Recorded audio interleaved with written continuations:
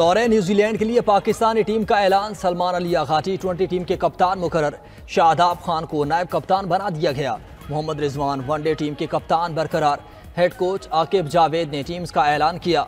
T20 team में अब्दुल समद, अबरार अहमद, हारिस रऊफ, हसन नवाज, मोहम्मद हारिस शामिल। जहांदाद खान, खुशदिल शाह, अब्बास आफरीदी, मोहम्मद अली भी T20 टीम का हिस्सा। शाहीन आफरीदी और हारिस रऊफ वनडे स्क्वाड से ड्रॉप। सुफियान मुकीम, अब्दुल्ला शफीक, फ़हीम अशरफ, इमाम उल हक, आकिब जावेद वनडे टीम में शामिल। कोच आकिब जावेद ने चैंपियंस ट्रॉफी में टीम की बुरी परफॉर्मेंस की जिम्मेदारी अपने सर ले ली। कहा, अगले वर्ल्ड कप से कबल टीम का माइंडसेट तब्दील करना हदफ है।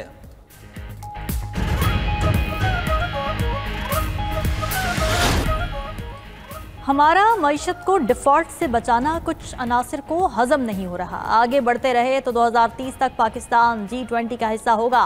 नायब वज़ीर आज़म इसहाक़ डार के तकरीर से खिताब। कहा, दुश्मन पाकिस्तान को डिफ़ॉल्ट में देखना चाहता है। मुल्क को आगे लेकर जाना हम सबकी मुश्तरका जिम्मेदारी है। मईशत की बेहतरी के लिए नौजवान अपनी सलाहियतें बरूएकार लाएँ। वज़ीर आज़म मुआशी इस्तेहकाम के लिए दिन रात कोशां हैं। आने वाले दौर में चैलेंजेस का बेहतर अंदाज में मुकाबला करेंगे। पाकिस्तान अब कभी सिफारती तन्हाई का शिकार नहीं होगा। वफाकी वज़ीर ख़जाना मोहम्मद औरंगज़ेब ने कहा कि IMF मिशन से बातचीत अच्छे अंदाज में बढ़ रही है। बैरूनी सरमायाकारों के लिए पाकिस्तान में वसी मौक़े हैं। जदीद टेक्नोलॉजी को मद्देनज़र रखकर मुस्तक़बिल की पॉलिसीज़ बना रहे हैं। इदारों में इस्लाहात का अमल जारी रहेगा।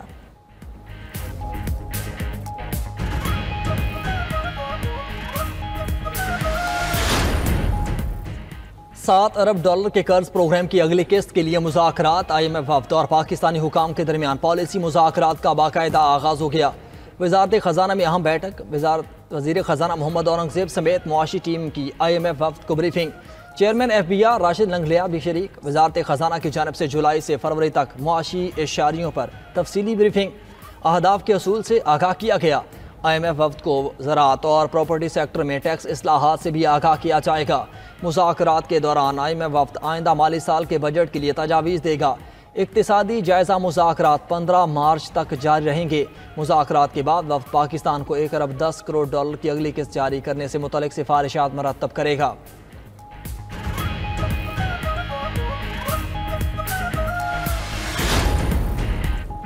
वज़ीर आज़म के हालिया दौरे आज़रबाईजान पर जायज़ा इजलास। मुफ़ाहमती यादाश्तों और मुआहिदों को जल्द अमली जामा पहनाने की हिदायत। शहबाज शरीफ ने तिजारती हजम 2 अरब डॉलर पर पहुँचाने के लाहे अमल भी मांग लिया। आज़री सदर के आइंदा माह मुतवक्के दौरे पाकिस्तान से पहले तैयारियां मुकम्मल की जाएंगी। विफाकी हुकूमत का 1 साल मुकम्मल होने पर काबीना का खुसूसी इजलास कुछ देर बाद होगा। वज़ीर आज़म और काबीना अरकान अवाम के सामने कारकर्दगी पेश करेंगे। कन्वेंशन सेंटर इस्लामाबाद में शेड्यूल इजलास में कारोबारी हजरात, चैम्बर्स नुमाइंदगान, तलबा और दीगर शोबों से शहरियों को मदऊ किया गया है। सिविलियंस का ट्रायल कहीं भी हो, क्या फ़र्क पड़ता है? जुर्म करने पर सज़ा तो होनी चाहिए। सारे फॉर्म काबिल एहतराम हैं। फौजी अदालतों में मुताल्लिक़ केस से आइनी बेंच के जस्टिस जमाल मंदोखेल के रिमार्क्स। वकील फैसल सिद्दीकी ने कहा कि ट्रायल में ज़मीन आसमान का फ़र्क है। एक ट्रायल आज़ाद है, दूसरा मिलिट्री में है। दौरान समाअत जस्टिस मोहम्मद अली मज़हर ने इस्तफसार किया कि मिलिट्री कोर्ट से कितने लोग रिहा हुए। वकील फैसल सिद्दीकी ने बताया कि कुल 105 मुल्ज़िमान थे, 39 मुल्ज़िमान रिहा हुए, 66 जेलों में हैं। सिविल सोसाइटी के वकील फैसल सिद्दीकी के दलाइल मुकम्मल। एक और दरख्वास्त गुजार के वकील आबिद जुबैरी ने दलाइल शुरू कर दिए। कहा, अटॉर्नी जनरल की जानिब से अपील का हक देने की कानून साजी का बताया गया था। जस्टिस जमाल मंदोखेल ने कहा कि क्या अटॉर्नी जनरल ऐसी अंडरटेकिंग दे सकता है जो कानून में ना हो। अदालत ने मजीद समाअत कल तक मुलतवी कर दी।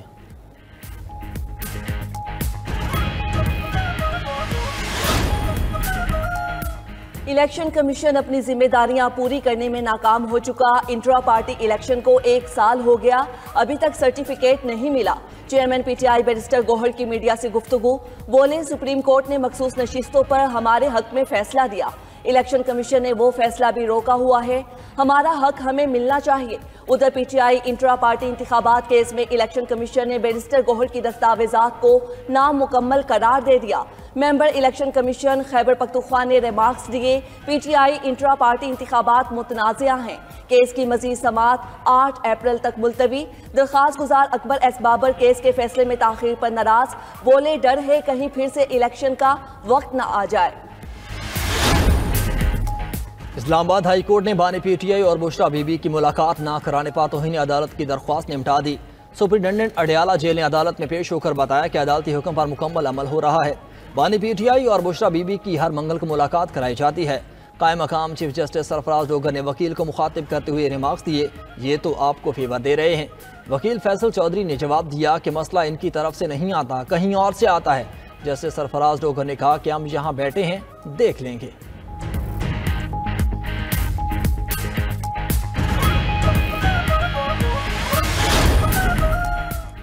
बानी पीटीआई और बुशरा बीबी को जेल में खाना ना देने का बयान मन घड़त है।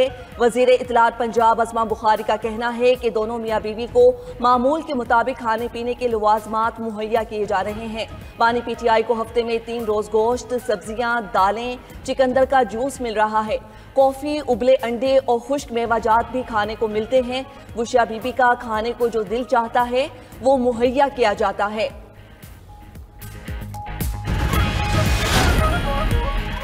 कराची में मुस्तफ़ा आमिर कत्ल केस का मुलजिम शिराज अदालत में पेश। वकील ने मौक़िफ़ अपनाया कि शिराज केस का गवाह है जिसे डराया और धमकाया जा रहा है। तफ्तीशी अफसर ने कहा मुलजिम शिराज को एतराफ़ी बयान के जुडिशल मजिस्ट्रेट के सामने पेश किया था।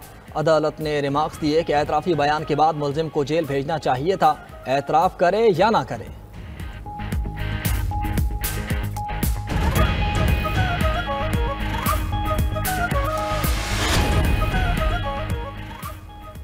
पंजाब हुकूमत का शानदार इकदाम, 170 सयाहती मकामात और ट्रेल्स की तामीर व मरम्मत और बहाली की मंजूरी। वज़ीर आला पंजाब मरियम नवाज़ का कहना है कि पंजाब को आलमी सयाहत का मरकज़ बनाएंगे। पंजाब की पहली मुकम्मल टूरिज़म मैग्निफिसेंट ऐप भी तैयार, जल्द आगाज़ होगा। सयाहती मकामात की वर्चुअल सैर की जा सकेगी।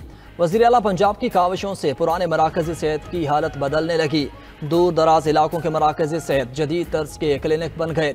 State of the art Maryam Nawaz health clinic का इंतज़ाम यंग डॉक्टर्स के सपोर्ट कर दिया गया। विफाक के बाद पंजाब काबीना में भी जल्द तौसीह का इम्कान, 12 नाम ज़ेरे गौर। ज़राए के मुताबिक वज़ीर आला मरियम नवाज़ और नवाज शरीफ की मुशावरत के बाद काबीना में तौसीह होगी। शुएब सिद्दीकी, राना इकबाल, मलिक असद खोखर, मंशा अल्लाह भट्ट के नाम वजारत की दौड़ में शामिल। सलमान नईम, अयूब गाधी, बेगम जकिया शाहनवाज और राना अरशद के नाम भी ज़ेरे गौर।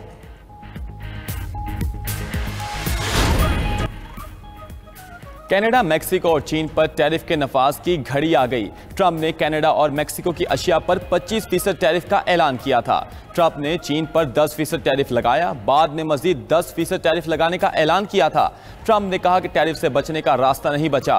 उधर चीन की भी जवाबी इकदाम की तैयारियां। चीनी मीडिया के मुताबिक चीनी अमरीकी ज़राई बरामदात को निशाना बना सकता है। अमरीकी ज़राई मसनूआत की सबसे बड़ी मंडी चीन है। 2024 में चीन ने 29.25 अरब डॉलर की अमरीकी ज़राई मसनूआत दरामद की थी। टैरिफ के नफाज से अमरीकी स्टॉक मार्केट में बदतरीन मंदी। सरमाकारों ने अफरा तफरी में बड़े पैमाने पर हिस्से फरोख्त कर दिए। डाउ जोन इंडस्ट्रियल इंडेक्स 650 पॉइंट्स गिरकर 43,191 पॉइंट्स पर आ गया। नास्टेक टेक्नोलॉजी इंडेक्स 500 पॉइंट्स की मंदी से 18,350 पर बंद। S&P इंडेक्स में 150 पॉइंट्स की कमी 5,849 पर बंद हुआ। क्रिप्टो करेंसी की कदर में भी गिरावट का सिलसिला जारी। बिटकॉइन 85,636 डॉलर की सतह पर ट्रेड होने लगा। एथेरियम 2,121 डॉलर की सतह पर आ गया।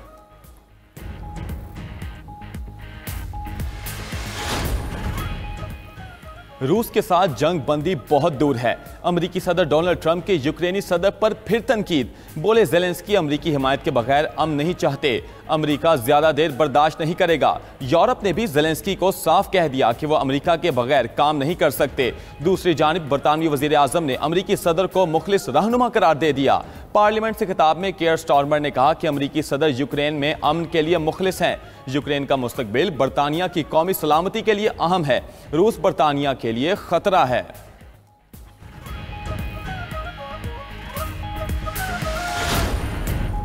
दहशतगर्द इस्राएली वज़ीर आज़म की हमास को फिर धमकियां। नेतन्याहू ने कहा कैदियों को रिहा न किया तो नताइज संगीन होंगे। हमास तस्वर भी नहीं कर सकती। हमास के पास जंगबंदी में तोसी कबूल करने के सिवा कोई रास्ता नहीं। तमाम इस्राएली कैदियों की रिहाई तक जंगबंदी का दूसरा मरहला शुरू नहीं होगा। हमास रहनुमा उसामा हमदान ने रद्द-ए-अमल देते हुए कहा, इसराइल जंगबंदी को सबूताज कर रहा है। दूसरी जानिब इसराइल के शाम और लबनान के सरहदी इलाकों पर फ़ज़ाई हमले। सिहोनी फ़ौज ने शाम में बशार अल-असद के आबाई इलाके को निशाना बनाया।